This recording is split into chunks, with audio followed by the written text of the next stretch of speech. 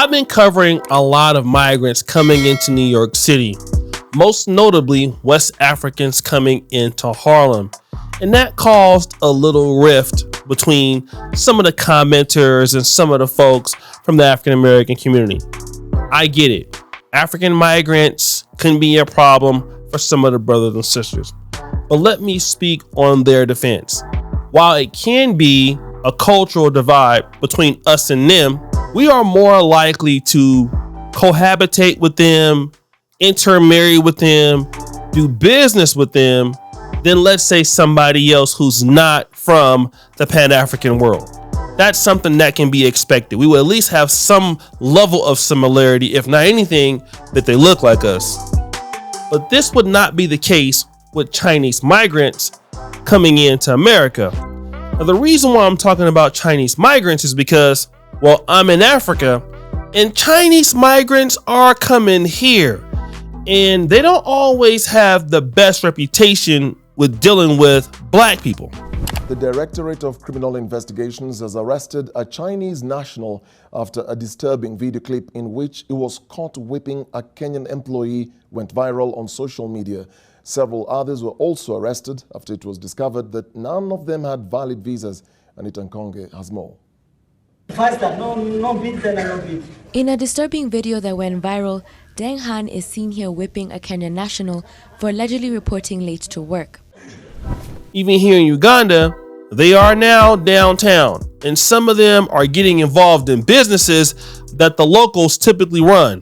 Instead of them contributing something to the country that they specialize in, we are seeing them take the margins away from local Ugandan traders. And Ugandans don't like it. So when I heard about Chinese migrants coming into New York City, it really made me think about what the Chinese are doing here in Uganda. But I want to kind of get into more detail of that later. Fox 5 in New York City ran a particular story about this 23-year-old lady coming into China to New York City. Let's see how it went. Well, among the surge of migrants crossing the southern border and making their way to New York City, asylum seekers all the way from China. Many of them are finding their way into long-established communities and leaning on family and friends for help. All right, here's Fox 5's Stephanie Bertini with the latest in our Migrants in America series.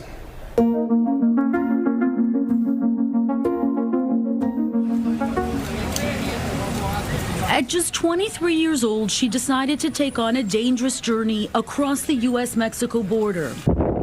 A video and a few photos captured on her iPhone during the process are the reminders now of the life she left behind. Tell us about the journey. I have gone through a lot of difficulties to come to America. But the second part of this is interesting because how did she get to the United States in the first place? China's constitution says ordinary citizens enjoy freedom of religious beliefs, but authorities closely police religious activity. The Migration Policy Institute is tracking a surge of Chinese migrants. Julia Gilad is associate director of the U.S. Immigration Policy Program at the Institute. Some of the push factors in China, people were pretty frustrated with how restrictive the COVID lockdowns were. The economy there has had some challenges in the wake of COVID with high unemployment. And I'm sure some people are sick of living under the authoritarian government that China has. Like people from other countries long have, Chinese migrants are following the long-established roots of human smugglers. Through the internet, through videos on TikTok and other social media, we've seen a spread of information about how migrants can come to the United States. Did you pay a human smuggler? She says it cost around $50,000 American dollars to get here. Where did you get $50,000? It's all from my church brothers and sisters. They all support me to come. You see, these people are watching TikTok. They're following the journey of other migrants. And yes, they have professional smugglers. $50,000 was the price that she paid, and her church helped her pay it. Obviously, a lot of Chinese religious rights and personal rights are being repressed in that culture, but I'm not concerned with that. I'm concerned about the African American community in New York City and around the world. And Professor James Small was just talking about this the other day on the interview. He was talking about what migrants in general do to the African American community. Why is this constant attack on the black community? because you want to commit crimes against them and have them responsible for the crimes you commit against them. And so after the 60s, when you couldn't defeat us with the vote, we defeated you. You couldn't defeat us with a lot of the legalisms that came into labor laws that said you had to give us employment. So the way you defeated us said, we're going to bring another employable population in the country that's not going to ask for those labor laws to be enforced. And put your butt on the sign. Put your butt on the unemployment. Put you on the unemployment. And then we're not going to give you unemployment. That's what happened in America. That's what happened in America. You see, that clip was very powerful. He talks about the many ways in which African Americans have fought for their rights in this country. But what the government kept doing is bringing in new migrants to replace us, keeping us out of that window of taking care of ourselves and our family and having the economics to send our kids and our families to college. Now, on the outside looking in, somebody can say, well, I'm a hardworking black person. That didn't affect me.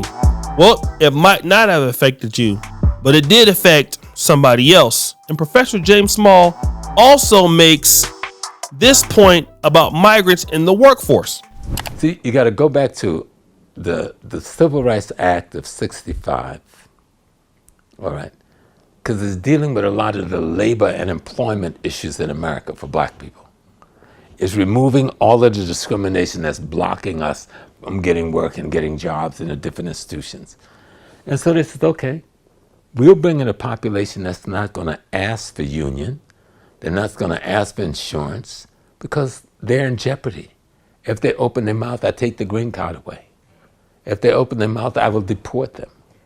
And they're just poor people just like us who are trying to make a living to feed their family, clothe their family, and have a better life for their family. But they got something over their head they can't put over the head of the black American. But what they can do to you is make sure you're not in the marketplace. You see, it's not their fault that they're in America. It's the government's fault that they're in America. And you see, they're going to do whatever it takes to stay here. They'll take any salary and any wage. And they're going to try not to be that much of a problem. Sure, we do have those who are problematic, and we cover those people here on this channel. But there are many who are hardworking who are not problematic. And this is what African Americans don't see. Here's what you don't look at. And I can talk about it because I'm a migrant myself, just not a economic migrant, but I'm an entrepreneurial migrant. So what happens when a desperate migrant becomes an entrepreneurial migrant? I'm going to tell you what happens. They come into a place where they're poor. They congregate together. They support each other while they're poor. And they will keep doing that until one day they're not poor anymore. You see, she can't speak English right now, but her kids will. This is what Claude Anderson predicted. One of the alarming predictions you make in the book is along those lines. You mentioned that blacks will be pretty much a permanent underclass in America by the year 2015. Why the year 2015? 2015 because what I've concluded from analysis is that there are going to be a converging of social factors nationally and internationally that's going to place blacks in a permanent status of underclassship. And we anticipate by that point in time, based on all the research that's coming to us, that the next generation of whites is going to be more anti-black than they've been since the Civil Rights Movement. 2, we anticipate by the same token about 86 million Hispanics coming into the United States and about 41 million Asians by that point in time, which is going to kick black folk out of being the minority in the society down to a minority. We've been number 2 in the society for 400 years as a group. We're going to become number 4. And if we have not gotten anything after being number 2 for 400 years, you guess what's going to happen when we become number 4. Because at that point in time, all the new groups coming into America, they're coming in higher than we are because this country operates off of a preferential acceptance program, which means that groups are coming in based on skin color. They're going from the lightest down to the darkest. Light, yellow, brown, black. And that's what our immigration laws are based on. And black folk would not be able to penetrate through those groups to get to the white society when that happens because those groups owe us nothing. They don't understand our problems and they are competitive with us, and we don't begin to be a little more aggressive about being in a competitive posture. They're going to eat our lunches. You see, we got to understand that this Chinese migrant right now you don't think is important because they're poor. but they're not always going to be poor. What should incentivize you to do something today that typically we've never done? Work together. Let me tell you something. In America, I noticed something about just dwelling in the African American community. It was a community I went to when I wanted to go to church, if I wanted to go to the club or the restaurants, get my hair cut. That was what the black community meant to me in Sacramento, California. I didn't go there to get my employment. I didn't go there to get any skills. I didn't go there to get anything that was economically viable for me. That might have been the case in the 50s and the 60s, but it wasn't the case at the time. Now when I'm living in Uganda and we have an African American diaspora association here that includes many of us across the continent or North America, we need each other a lot. And it's been somewhat of a challenge integrating and working together. It's something that we've never done before. But you know why? We're migrants here to Uganda. So we have to do so or we'll die. This is what you're up against in America when you see the Chinese. And here's what you're not looking at.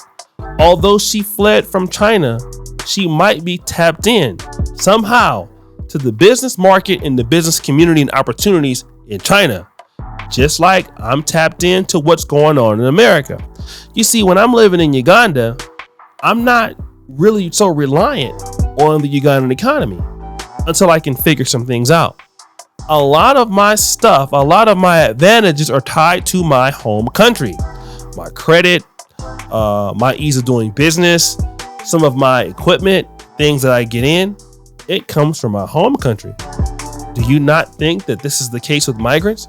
They are not dealing in just one world. They are dealing in two worlds.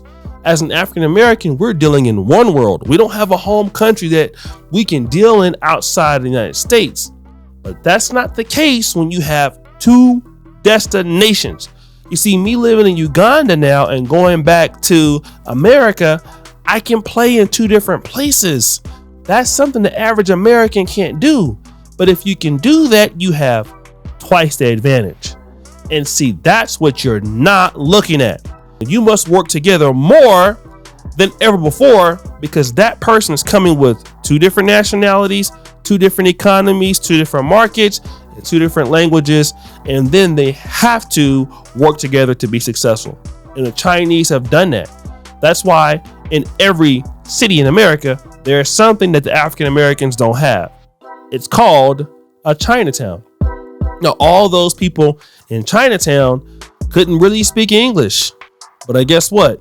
If a Chinese person wants to learn something about America, all they gotta do is go to Chinatown in New York City or San Francisco or Los Angeles, and somebody will tell them what's going on because you can go to Chinatown and don't even need to speak English and you're okay. There is no African American town. There is no African town. There is none of that. There's not little Nigeria anywhere. There's not little Ghana anywhere. There's not Zimbabwean town anywhere in America, but there is Chinatown. So when you see a Chinese migrant, you don't understand what you're dealing with. You're dealing with people that have a lot of connections across the world in the big economy. So if you do not learn how to work with your brothers and sisters right now, although you feel like you don't need them, you don't know what you're up against. Because the people who don't know what they're up against are usually at the greatest disadvantage. I know that from living here. Having to work with the black community, the diaspora community in Uganda and Africa as a whole, lets me know how hard it is to get by when you don't do that. And the migrants have to work together. They have to be loyal to each other, even if they didn't like each other. Let me explain what I'm talking about. When I'm living here, there are people that if I did not live here and I did not know them, if I lived in California, I wouldn't be their friend. Doesn't mean I don't like them. We would never even cross paths. But when you're here, you got to be friends because your success is my success. If African Americans started adopting that thinking, we would get a lot further because we're going to be competing against people who are going to come towards the economy, towards opportunities like that. And it's hard to be the person that's starving, that wants what you got. So guys, what do you think? It's your boy, Shady Jackson, back at it again with another episode of Fair Use. Appreciate you for all you do. Curb the bill. We're out.